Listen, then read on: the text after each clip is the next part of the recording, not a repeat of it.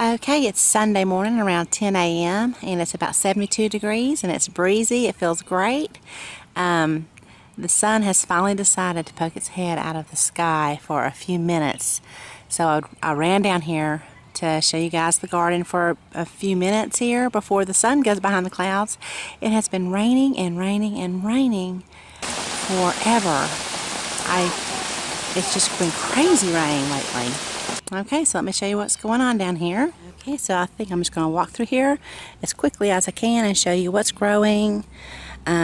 This is the Thessaloniki tomato plant. Looks really good, and we have a couple of blossoms back in there. No fruit yet. Actually, it's just starting to set fruit, so that's wonderful. Then over here, the Amish paste. I have been cutting back this plant quite a bit just because it's been falling out into my aisleway. And when I get back from my vacation, I'll probably let it just grow as much as it wants to and do its thing. But it's got a lot of fruit down here. We have the Uncle Mark Bagby tomato plant here, potato leaf variety, and it looks really good. Let's see, these blossoms are always so big, and that is great.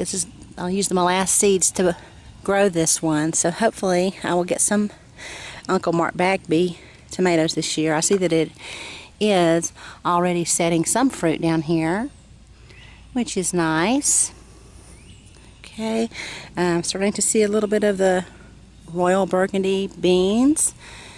They're a nice burgundy color. Don't know if you can see them down in there, but they turn, if I remember correctly, they turn green when you cook them. And let's see, all through the garden I have some little bean vines growing straight up, and if I remember correctly, I planted a bean called Greasy just throughout the garden like that. This one apparently needs more to hold on to. It's trying to go over here, so maybe I'll put it right over here so it'll have a little something extra to hold on to. And let's see, this is the Jersey Devil, looking really good there. And next to it is the Pink Girl, and it's got a lot of fruit down there. And so does the Jersey Devil. It's starting to produce some fruit there. So that looks good. And then I've got to start working these cucumber vines up onto the archway there, starting to topple over out into the aisleway. Looks like I have a cucumber here, and that'd be my first Thai green cucumber. It's right there on the ground. I need to get that today so I can go ahead and get that producing. This is just a volunteer tomato plant here. I have no idea what it's going to be. I think it'll probably be Thai pink egg, because that's what I was growing right over here last year. Have some peppers down here. I can probably go ahead and get those off. And some Golden Jubilee, setting fruit there, looking pretty happy and healthy. Over here, the Chelsea's Prize on both sides of the archway. Let me see what we've got going on down here. I've got several cucumbers over there. I can go ahead and get one definitely today. And over here, oh, I can definitely get that one as well. Okay, and got some more baby ones growing on here too. Okay, over here, just some more pickling cucumbers, and I see I've got some down here. I need to get those. That's about as big as you want your pickling cucumber to get. So it is ready to pick. All right, and these are the Kentucky green beans.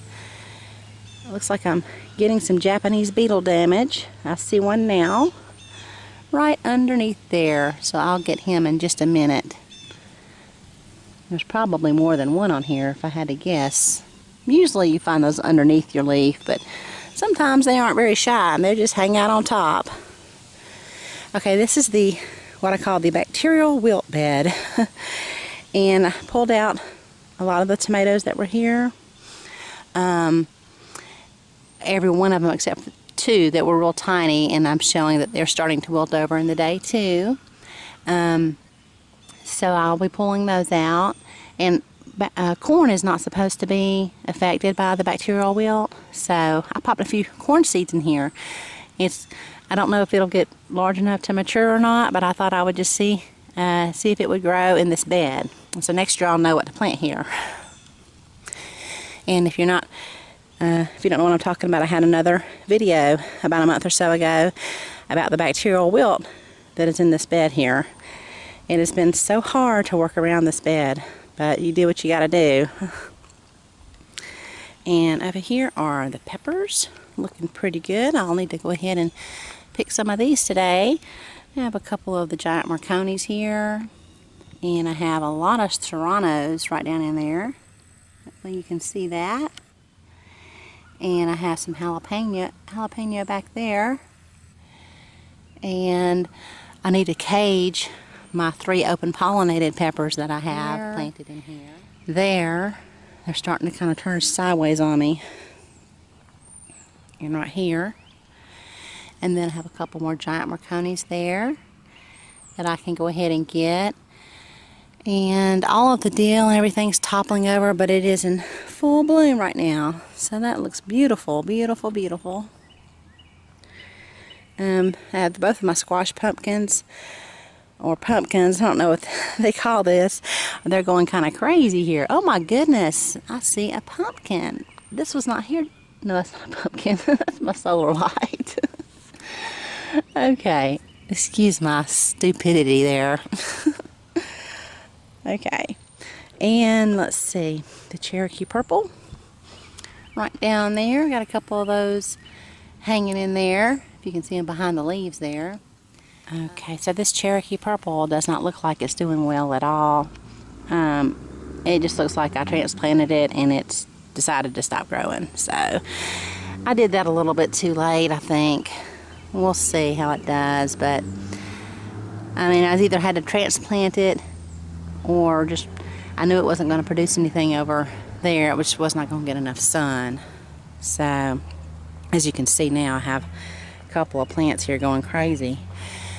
I've been cutting back this one pretty good. This is the little tiny cherry yellow pear, I think is what you call it.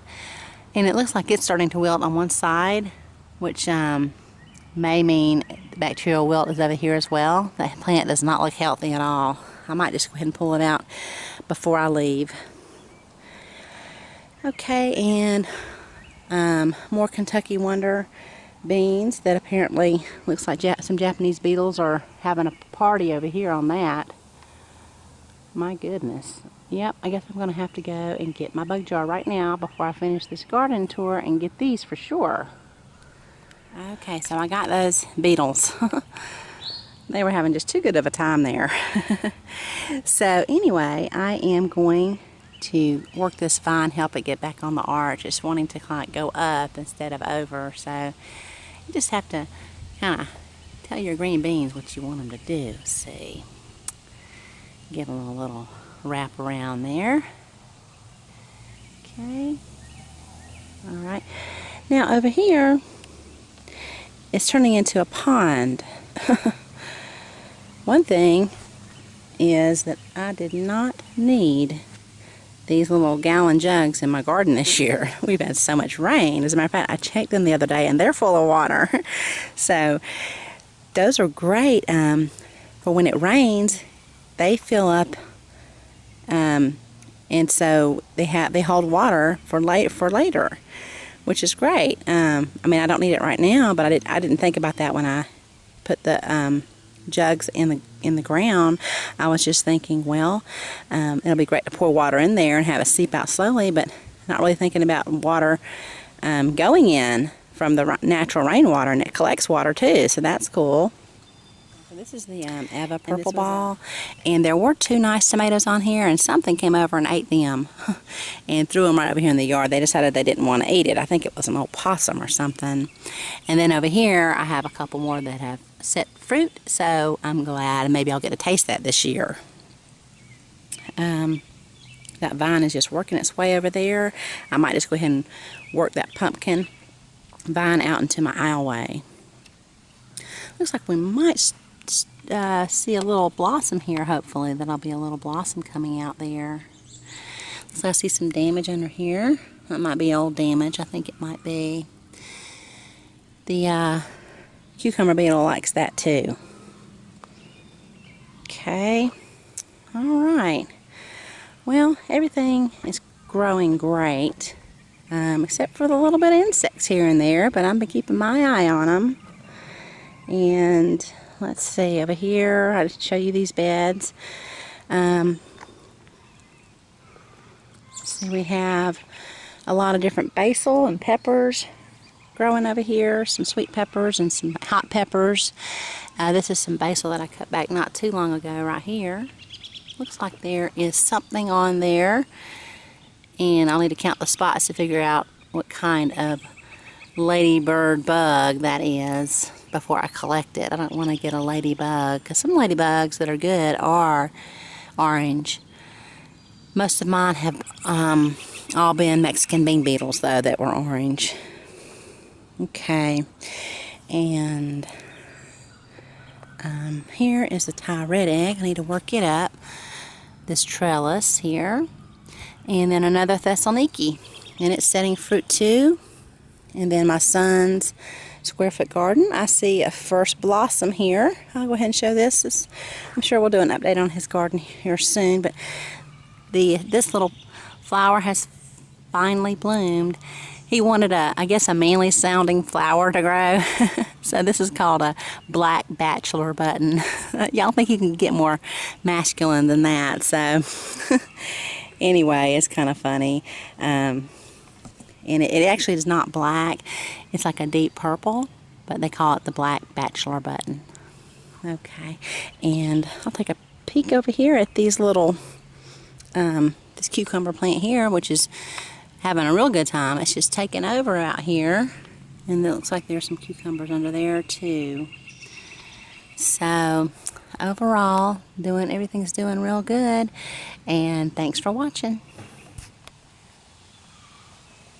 Okay, and there's one more thing I didn't show, and this is the Juliet tomato plant, and it's producing a lot of red fruit, really. But there's been something swarming around this plant. I do not know what the insect is, so I hung a couple of these little fly traps here, and it's covered, and they're still flying around, so it hasn't caught them all. I don't know what it is. First I thought it might be fruit flies of some sort. They usually look a little too big for that, so.